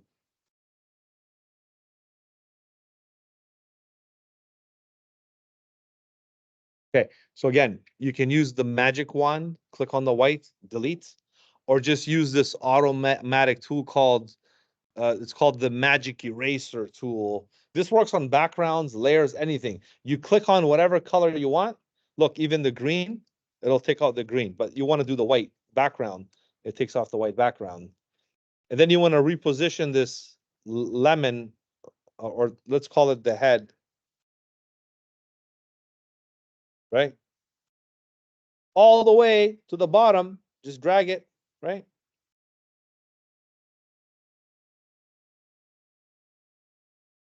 Oh, didn't work. So sometimes you go halfway and then all the way. See how I did that? I went once, and I went twice, right?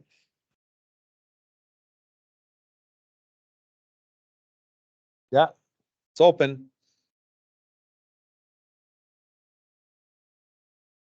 I'm gonna move this on top. Class in session. Do not disturb sign up. Right, so we have the head here, but the thing is the ears, you have to literally move the ears behind the head. So I'm gonna purposely select the ears and drag them underneath the melon head, or just move the melon head on top of the ears. So now I can basically go ahead and position these ears. Like, look, this is, I'm just not to get too technical here, but you could literally control this a lot better if you do have the head tucked away that way. Okay, so I thought I'd show you because you asked me the question, and I wanted to show you that as well. Okay, Manoush asked me and wanted to answer the question. So now I have a completed version of this, and now we hit save, right? Now notice it's very important here. We have a transparent background. This is where web production techniques come handy. Because if you're doing a website and you want to put this like a logo or some kind of design or apply it on your whatever, right? You can save it two ways. Well, save it as a Photoshop file first. But if you want to put this as a JPEG, this is what happens. The difference between a JPEG and a PNG are quite simple. If you go save as or save a copy, and you want to save a copy of a JPEG, okay? And I'll save it on the desktop. It just has a quality meter, compression meter with a baseline standard, and I'm gonna go maximum. Like the best quality is 12. Press OK. Here's the problem with JPEGs. Has a white background.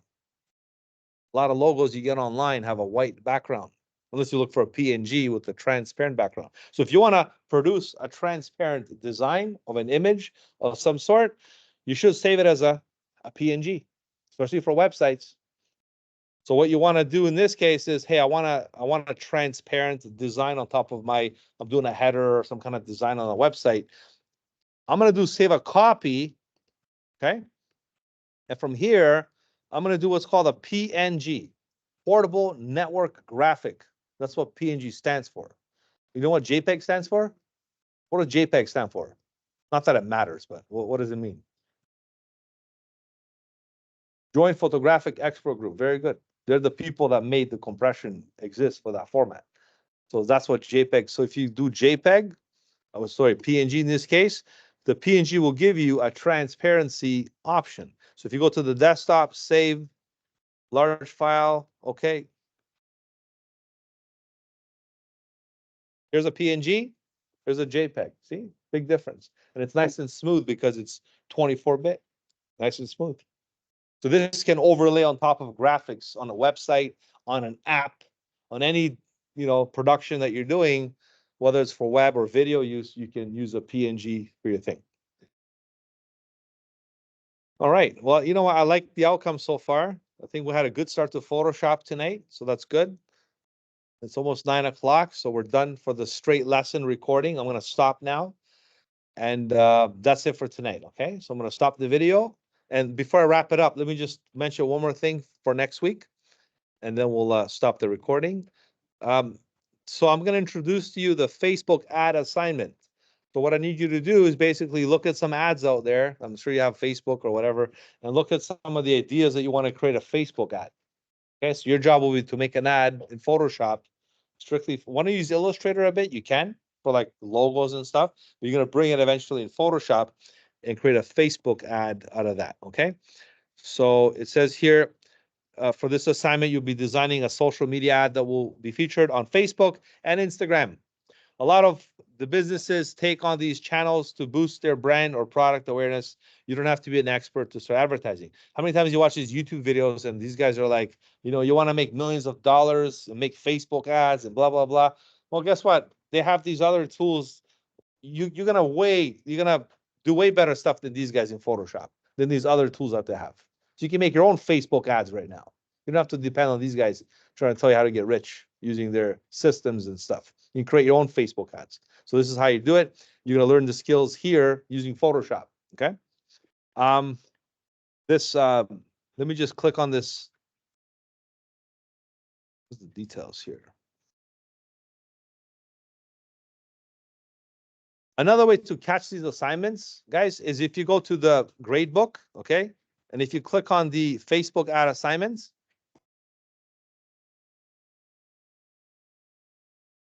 okay, never mind. The descriptions here. I will show you examples of other students next week, okay? I will show you some samples. This way you get an understanding of what other people did in my class. And that's it. All right, so I'm going to go ahead and stop the recording. Thanks for watching. I'll see you in the next video. Okay, thanks, guys.